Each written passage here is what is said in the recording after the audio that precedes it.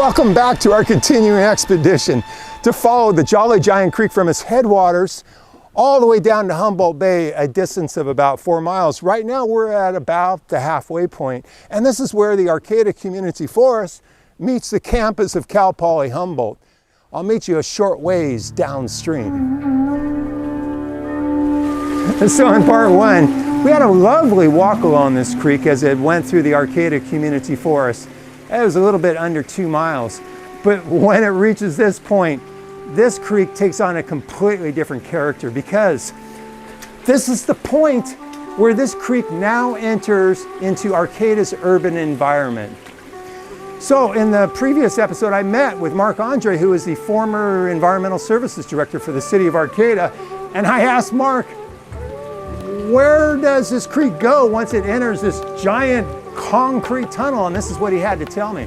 From here, the creek flows below ground for 3,000 feet, 6/10 of a mile, through Cal Poly Humboldt, underneath the highway, and then it pops out on the high school grounds. It is contained in concrete all the way through that distance. Concrete pipe, yeah. 6-foot diameter, 7-foot diameter in some places. Is it all gravity flow from this point all the way to where it emerges? It is gravity flow all the way. Now, part two of this expedition will be completely different than the first part because now we'll be following the second half of the Jolly Giant Creek as it winds its way through Arcata's urban environment. We're going to start with this first part where it goes a little under 3/4 of a mile, all underground. And then we're going to end up at the point where the creek finally emerges again on the other side of the Highway 101. So I invite you to join me as we continue our expedition of the lower half of the Jolly Giant Creek as it winds its way through Arcata's urban environment right here in Humboldt, outdoors.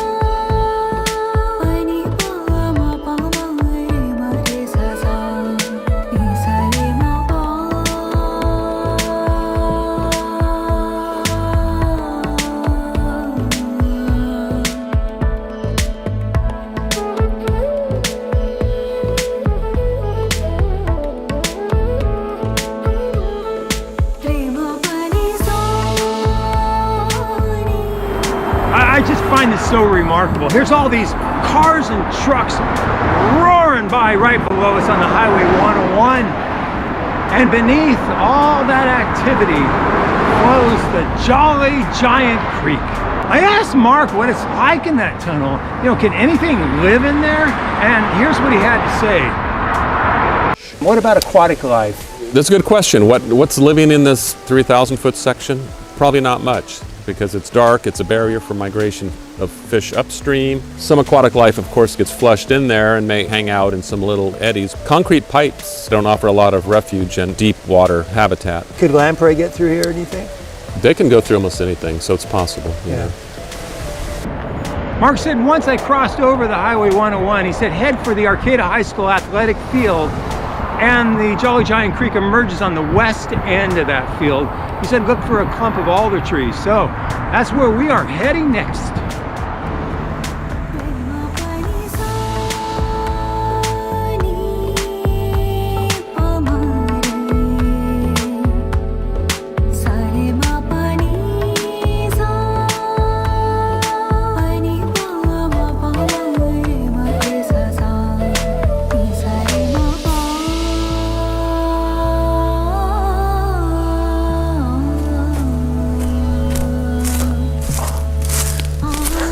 Here it is.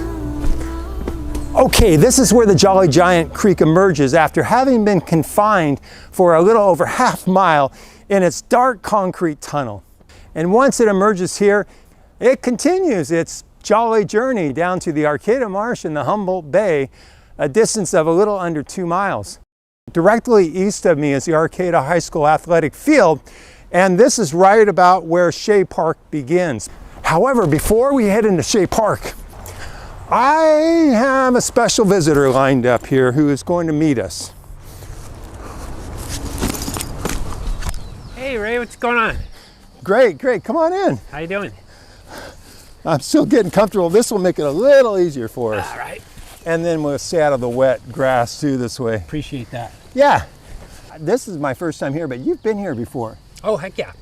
And why have you been here? Well, I walk around a lot. I live in Arcata. I'm an environmental scientist. I teach environmental science, ecology, botany classes, and our students have many field trips that are along Jolly Giant Creek. Okay, do you do field trips with the students down here in this portion? Well, we have sampled both above the culvert in the headwaters of Jolly Giant, but also down here in, I call it the Arcata Bottoms, below this culvert. And I did have one group of students sample here in Shea Park, and they found the indicators of high water quality here, which was a surprise. I didn't expect it. I've been spending most of the time in the upper area before the culvert. I notice when I come down here, all of a sudden I see a big difference. The water is slowed down, it meanders more, it has a more of a muddy bottom, so you might find differences in the insect community. But I would suspect the biggest impact down here is the human impact. The stormwater runoff from all the parking lots and all the streets in town. They all drain into storm drains, which empty directly into the creek untreated. So all the garbage, all the oil, all the antifreeze, all the dog poop washes directly into the stream. That probably has a huge impact. What are your overall thoughts about this creek, about us having this in Arcata? Well, I love Jolly Giant Creek. I love Arcata. I love nature, and we have a creek that has always been here. Since water has fallen from the sky and these mountains were here, this creek has been here. We've just temporarily impacted it with our civilization. It connects the Arcata Community Forest to the Humboldt Bay. And if you love nature, why not invite that nature into the heart of your town? And it already has, it's already there. If you walk around town, you can see the places where it's daylighted, and you can see there's the creek, it's beautiful. Well, thanks again, Jack. I really appreciate it. I'll let you get on your way, and I'm going to reconnect with Jake and continue on with this journey and adventure. Okay, now we're going to follow the Jolly Giant Creek as it heads into Shea Park. We're going to meet up with Jake Stoll, a really talented, licensed drone cinematographer, to film what he can of the creek. So I'll meet you over at the east entrance of the Shea Park. Let's go.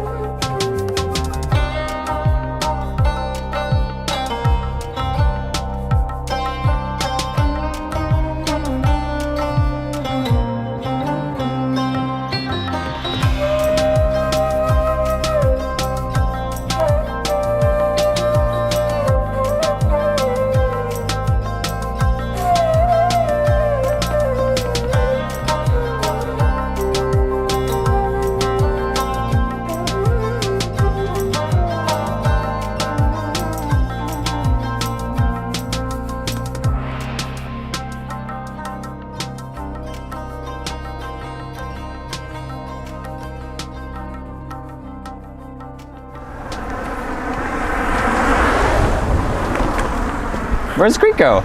It ends right here and it goes underneath 11th Street. This is where the creek really enters the Arcata urbanscape.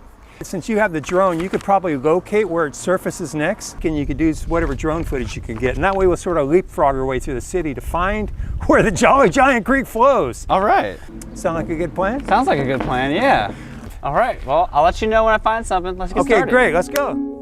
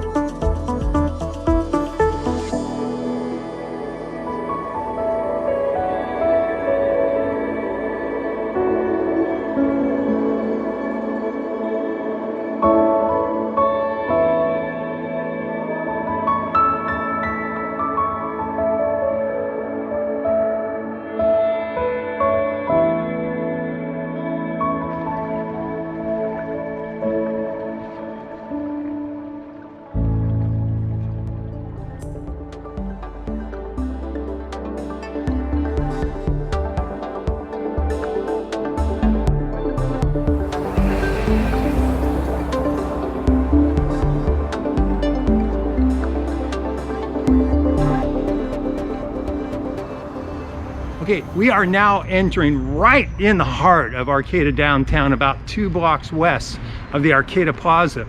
And we are approaching a segment of the creek that around 35 years ago was saved by 2 votes of Arcata City Council members to not have it paved over for a new development.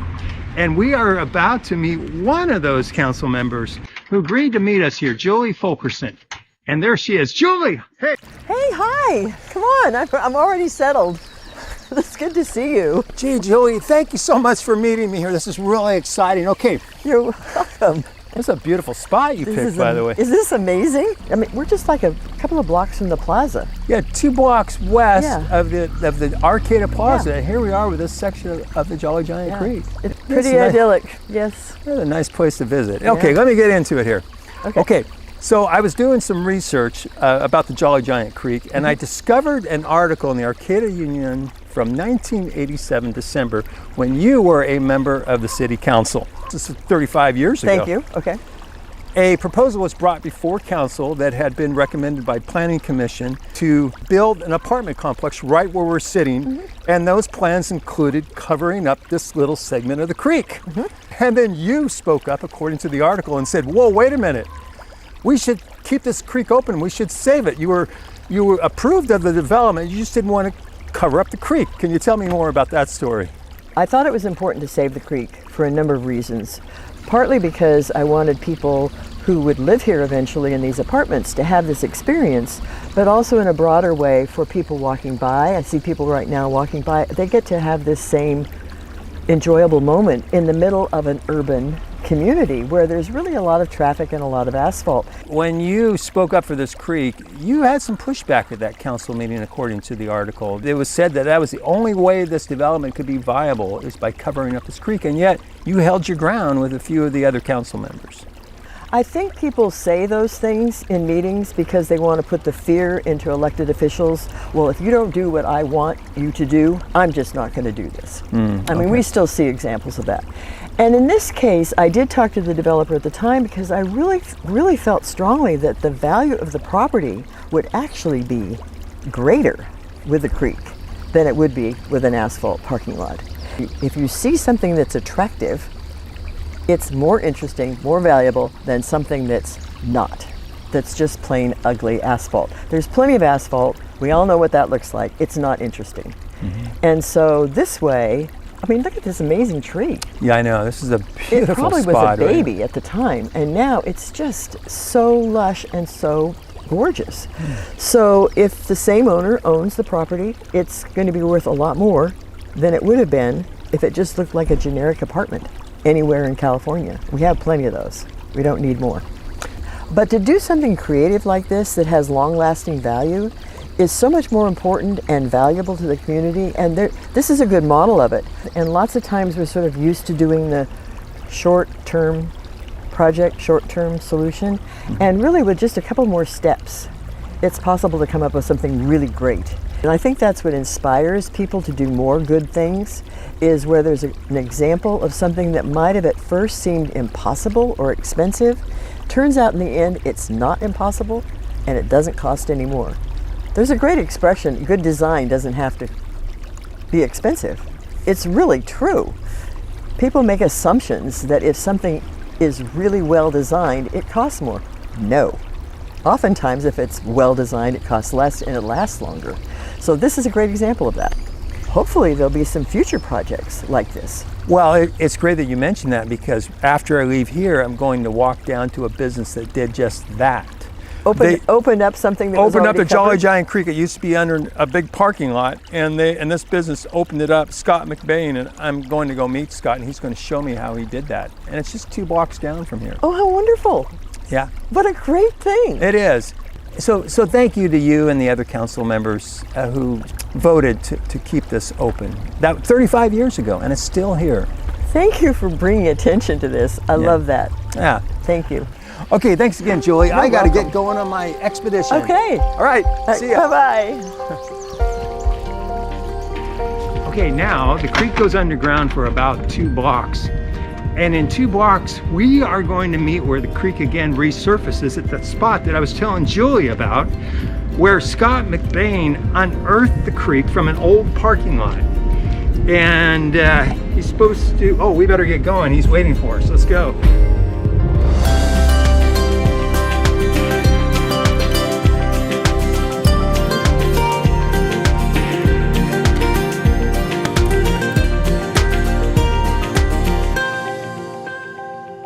Hey Scott, here I am.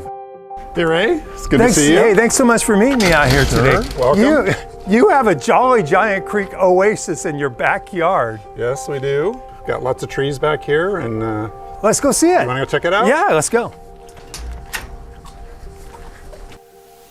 So, what is this building right here? So this is our office building. We built this back in 2003 to house our environmental consulting business, and we all work here and enjoy the creek together. Okay, what a lovely yard to come into during your breaks. Yep. All right, well, let's get down to the creek.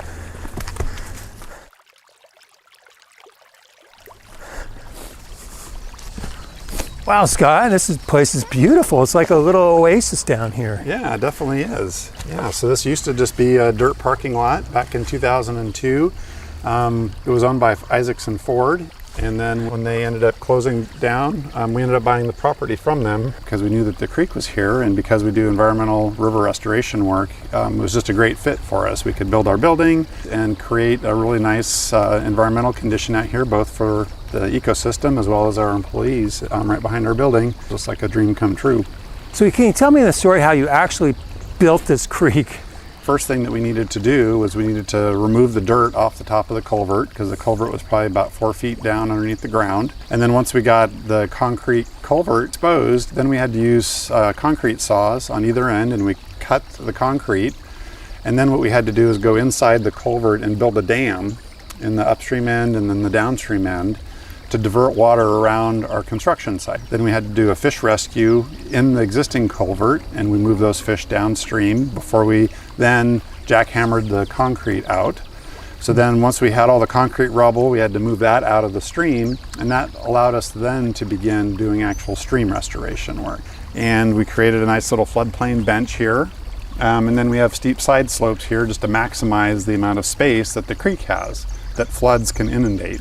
Here we are in the center of Arcata. The plaza is only a few blocks away, and yet it's so peaceful and serene in here. Yeah, very quiet and shady. Pretty nice. You want to go sit down in a nice little spot? Oh yes, I'd love to. Let's do that.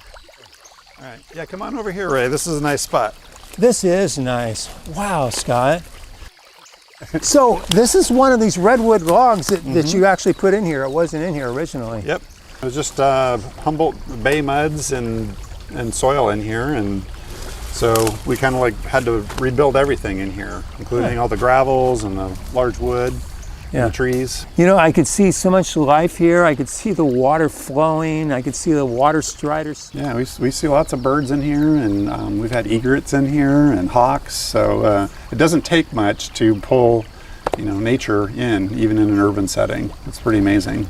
Well, another big reason that we did this project was to remind the community that there's actually a fairly major creek that goes through downtown Arcata, and there are many other communities like San Luis Obispo and others that have embraced the creek as not a nuisance to development, but something that can be embraced as part of future development and reconnecting the people to the creek. So we're really hoping that this example can kind of build enthusiasm for doing other types of projects like this, and get people engaged that, hey, there's a creek down here and it's beautiful and it has a lot of values to the community. Gee, thanks, Scott, so much for giving us this tour, but also I just really want to thank you for taking the leadership and creating this legacy that will be in Arcata for decades to come. Well, it's definitely a team effort. My wife Becky and our partners here in the building all contributed, but it takes a team to make something like this happen. This is a beautiful creek. Great. Well, thanks for coming out. Yeah, thank you, Scott, for having me. Okay, off on the adventure again.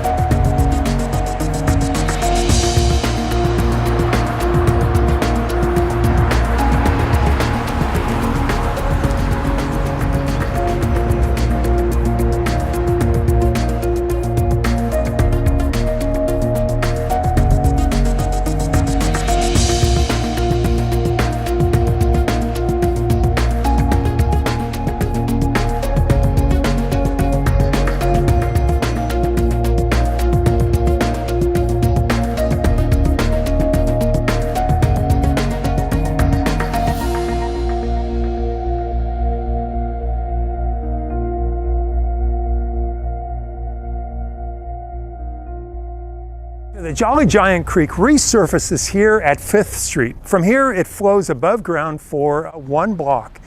And then it goes underground one last time as it goes through an underground culvert that goes under Samoa Boulevard. And after that, it flows through the Arcata Marsh.